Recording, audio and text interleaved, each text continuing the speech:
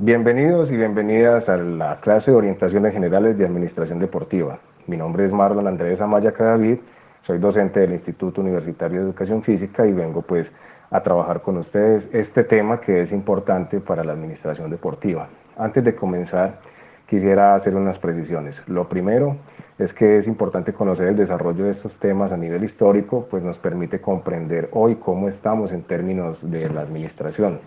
Nos permitirá ver una mirada crítica frente a las teorías que se dieron a principios del siglo pasado y cómo hoy están vigentes en nuestro sector. En este sentido, pues difícil sería encontrar una teoría clásica de administración deportiva exclusivamente, porque la administración deportiva como campo emergente, pues en estos tiempos no tenía desarrollos teóricos. Por lo tanto, vamos a hacer un breve recorrido por la teoría clásica de la administración que nos muestra los primeros vestigios de la administración deportiva. Lo primero es comprender que esta perspectiva clásica de la administración se compone de dos teorías, la administración científica y el proceso administrativo. Es de las primeras teorías que se encuentran documentadas, aún siendo la administración un tema inherente al ser humano. En este sentido, pues me refiero a que desde las civilizaciones iniciales de la humanidad que estén documentadas, se conocen elementos de la administración como distribución de cargos, provisión, y evaluación tal vez de algunas construcciones arquitectónicas que se hacían. Es decir, podríamos establecer que la administración está presente tanto en la historia de la humanidad. La administración es tan humana como el humano mismo. En ese sentido, pues, otros teóricos antes de esta perspectiva clásica de administración trabajaron algunos temas de la teorización, entre esos Adam Smith. Sin embargo, Adam Smith fue un economista que planteó pues una forma diferente de ver la economía durante el siglo 1800. Volviendo a la perspectiva clásica de la administración, tenemos dos autores principales, para la administración científica Frederick Taylor y para el proceso administrativo Henry Fayol. La administración científica se reconoce como una de las principales teorías que ha aportado la administración, puesto que fue la manera de organizar de una manera más clara, orientada, medida las formas de producción. Sin embargo, todo esto tiene un trasegar histórico que ha influido frente a las diferentes formas de teorizar.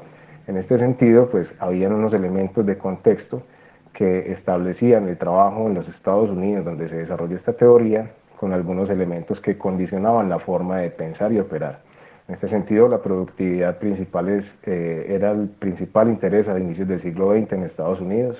Había suficiente disponibilidad de recursos, cierta escasez de mano de obra para el tipo de trabajo donde se desarrolla esto, más adelante lo veremos.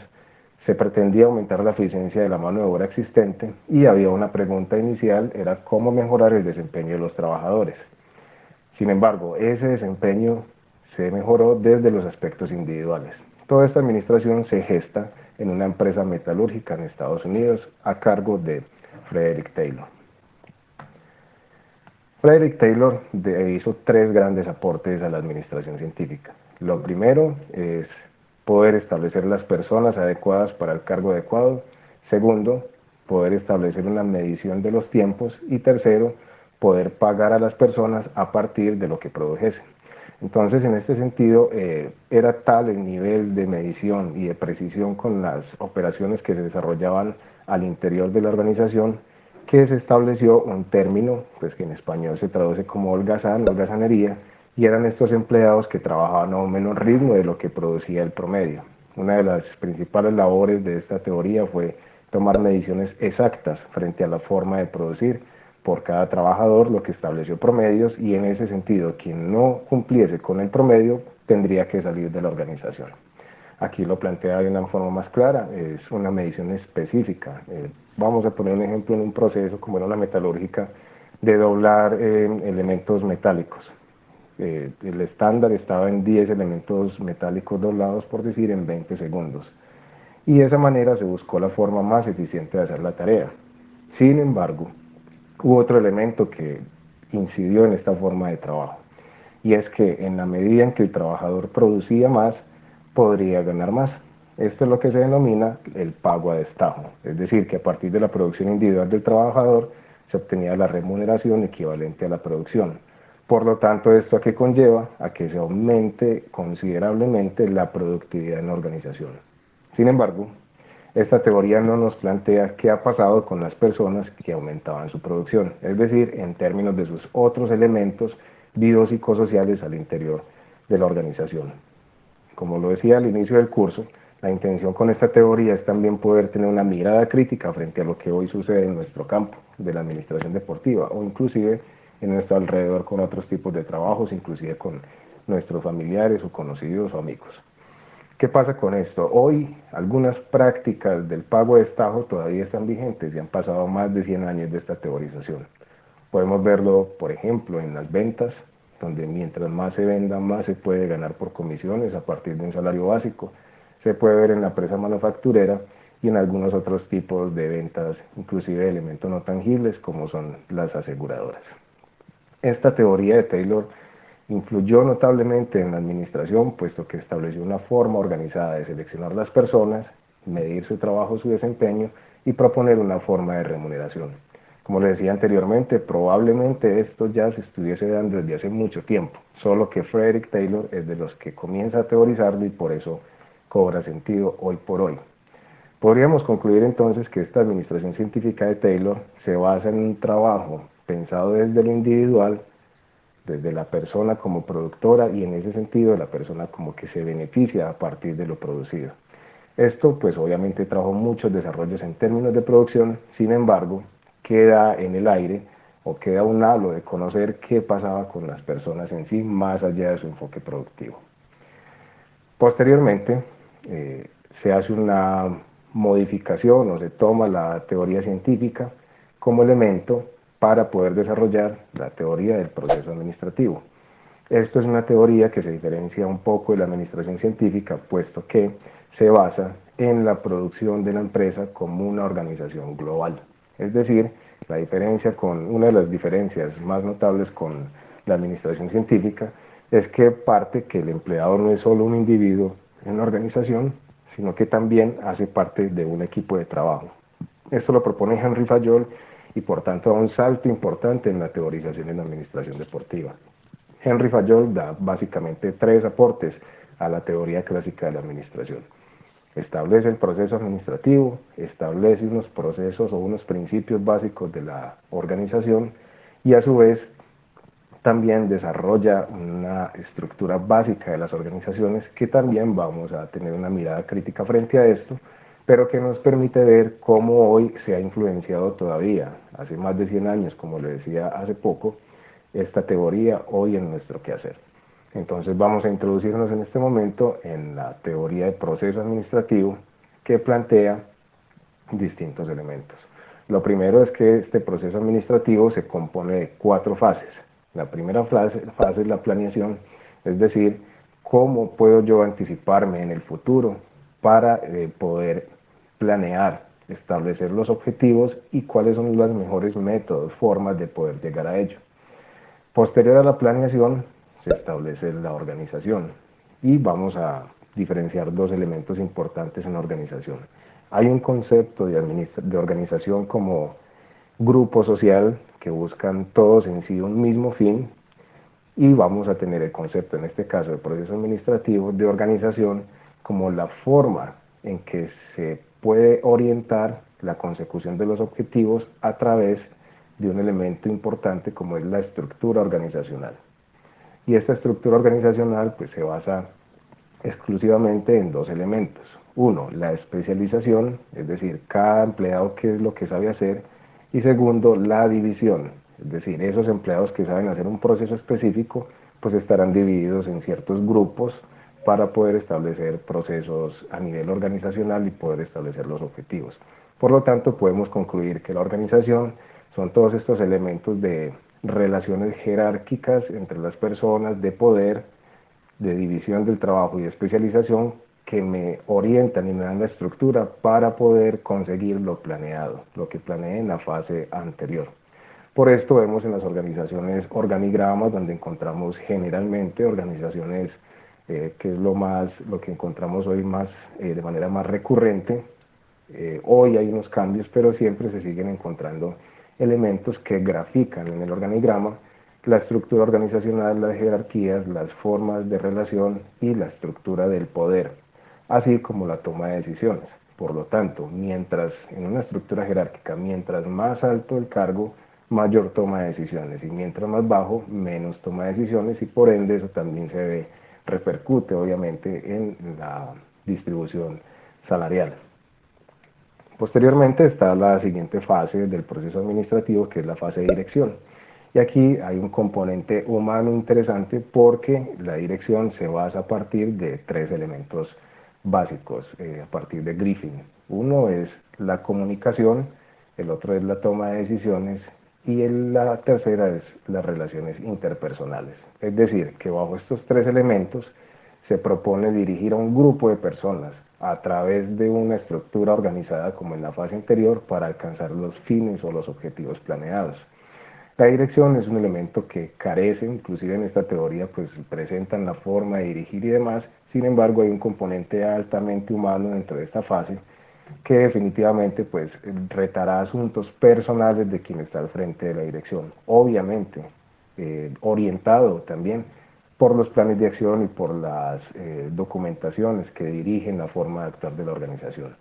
Sin embargo, por ejemplo, la toma de decisiones requerirá ciertas habilidades de la persona para poder leer contexto, leer los fines de la organización y poder prever cómo la toma de decisiones va a influir en el futuro y en el desarrollo de la organización deportiva en este caso. A su vez, no podemos dejar de lado que las organizaciones están compuestas por humanos y que en este sentido, como humanos tenemos elementos grandes de subjetividad, y la subjetividad pues propicia obviamente entre las personas unas formas de relación que en ocasiones pueden resultar en contravía o tal vez en conflicto, y será menester del director de la organización poder brindar las formas de encontrar solución a esto para alcanzar los fines organizacionales y también los fines de las personas como teoría actual. Sin embargo, en este tiempo pues obviamente se pensaba solo en los fines de la organización. Y la comunicación, pues, elemento fundamental, pues establece la forma de relacionarnos en la organización. Hay distintas teorías posteriores a estas que plantean formas de comunicación más específicas. Aquí en esta teoría proceso administrativo no es tan evidente, sin embargo se establece como un elemento importante dentro de la dirección de la organización para poder alcanzar lo planeado. Finalmente, dentro de este proceso tenemos el control, y el control es uno de los elementos básicos dentro de cualquier organización, independiente si se está trabajando desde el proceso administrativo o cualquier otro modelo de gestión. El control me permitirá, primero, verificar si lo que planeé lo alcancé. Segundo, en caso de no haberlo alcanzado, cuáles son esos elementos que influyeron en el no alcance del objetivo.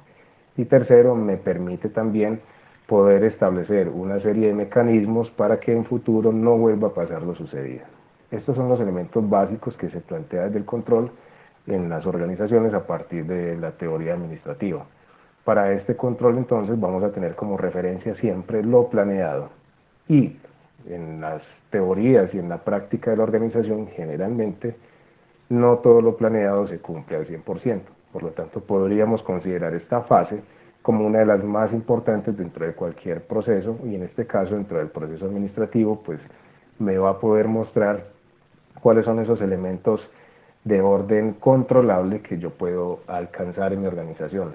Cuando planteo orden controlable, es decir, todos estos elementos que yo como director o gerente de una organización deportiva puedo controlar, porque hay otros factores externos que se hacen difícil controlar y no tendré dominio sobre ellos, sino que lo que tendré que hacer es aprovechar los elementos que no puedo controlar pero que están a mi favor, o enfrentar o evadir estos elementos no controlables que tal vez me están amenazando.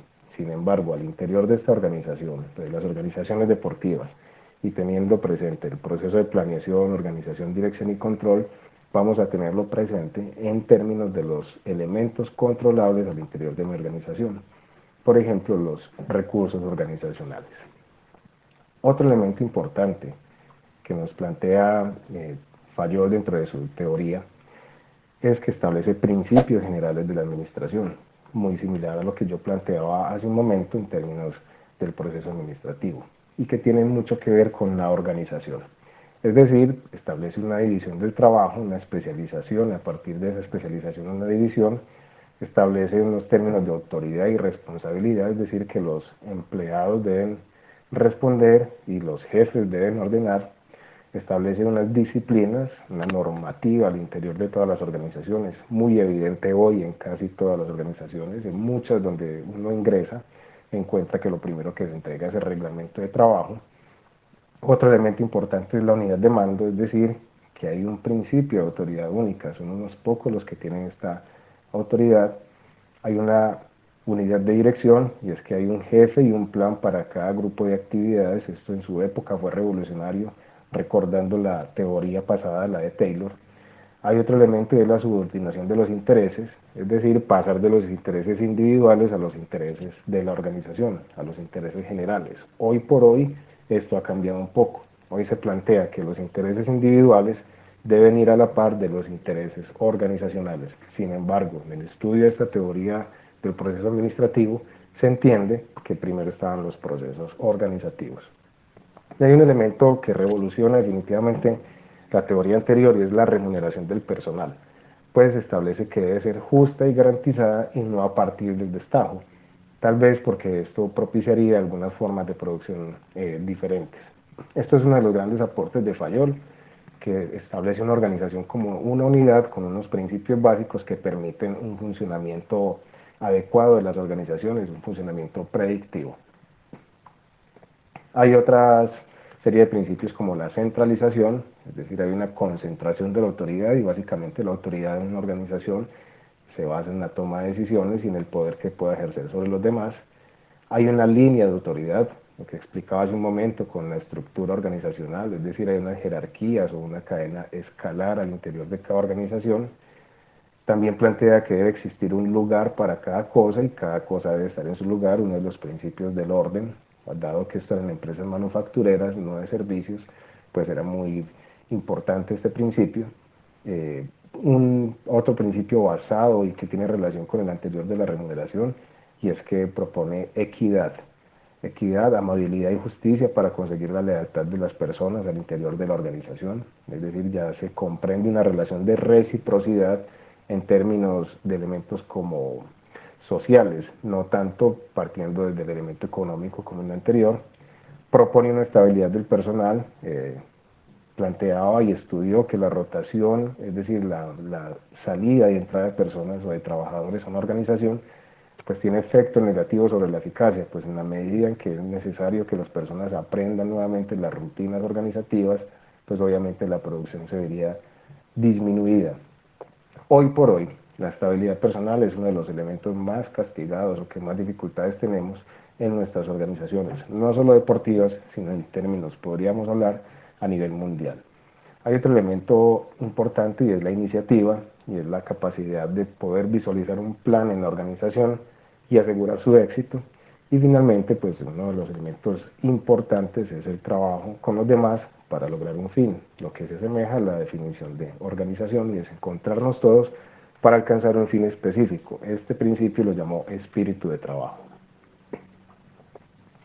Finalmente, hay unos aportes grandes que hace esta teoría, y es que establece las funciones básicas de una organización y por ende la jerarquización y división del trabajo a partir de estas formas de trabajo. Propone que hay en la cabeza están las funciones administrativas de la organización. Partiendo de esta teoría implica que hay un grupo de personas en este grupo, en esta división, para poder llevar a cabo toda la gestión organizacional. Y a su vez establece otras 5 divisiones, que es la división técnica, comercial, financiera, seguridad y contable. Esto recordemos que hace parte de un desarrollo histórico en su momento, en una época de sentido. Por lo tanto, no deberíamos sorprendernos que no aparezca otra área de la organización como es el área de talento humano o recurso humano o bienestar. Y es porque en este momento no se concedían estas áreas, esto llega posteriormente. Voy a explicar un poco cada una de las áreas para poder tener una comprensión un poco más clara, aunque lo que se plantea aquí pues es básicamente deducible al leerlo. Entre las funciones básicas de la organización se proponen como primero pues las funciones administrativas, que coordinan y sincronizan las demás funciones y siempre estarán por encima de ellas, es decir, ya hay una relación de jerarquía aquí. Y entre estas están las funciones técnicas, que en este caso era la producción de bienes y servicios de la empresa, generalmente producción de bienes en este tiempo. Hoy entendemos entonces las funciones técnicas como el saber hacer de la organización. Para el caso de la organización deportiva, entendemos este elemento técnico como nuestro saber hacer, es decir, ya dependiendo del tipo de organización donde estemos, puede ser la ejecución de las clases de educación física, los procesos de entrenamiento deportivo o los procesos de entrenamiento en actividad física para la salud o los procesos administrativos cuando estamos hablando de administración deportiva. Hay otra función importante y es la función comercial, es decir, toda la que se relaciona con la compra, venta o intercambio de recursos en la organización para poder fluctuar en el medio y para poderse volver competitivo y responder a las demandas que ofrece pues, el entorno. Está la otra función, que es la función financiera, y está relacionada con la búsqueda y gerencia de capital, es decir, desde el enfoque económico, cómo esta función se establece en términos de búsqueda de recurso económico para poder establecer el funcionamiento de la organización y obviamente está estrechamente relacionada con la función comercial. Otra función importante es la función de seguridad y es toda la protección y preservación de los bienes y las personas al interior de la organización. Hoy encontramos que estos elementos pues están bien desarrollados no solo en términos de protección y preservación de los bienes, sino también de la seguridad, en términos de infraestructura, en términos de seguridad con la violencia que encontramos en nuestros tipos de organizaciones. Están las funciones contables, que es el establecer inventarios, registros, balances, costos, estadísticas, planeación de ingresos, egresos al interior de la organización, que me permitirá pues obviamente tener una mejor administración de este recurso financiero y que está directamente relacionado con la función financiera. Como vemos pues entonces finalmente está la función administrativa que como se decía inicialmente coordina y sincroniza las demás actividades. Como estamos bajo una mirada crítica es importante comprender que esta teoría aporta notablemente a las organizaciones de hoy puesto que muchas de las organizaciones conservan en su gran mayoría muchos elementos de estas funciones. Es más, se han adicionado nuevas funciones como lo planteaba anteriormente y es la función de poder gerenciar el talento humano, el recurso humano y esto expresado en las oficinas de bienestar o de desarrollo del trabajador. Pues bien, entonces importante que siempre que leamos estas teorías comprender que esto se desarrolla a partir de un momento histórico que tiene que ver con elementos sociales, culturales, económicos que propiciaron estas teorizaciones. Hoy podríamos decir que hay unos elementos que se suman a los tiempos y que esto pues establecerá una serie de retos a nivel organizacional y por ende la generación de muchas más teorías que permitan comprender un poco el trabajo y las formas de desarrollo de este.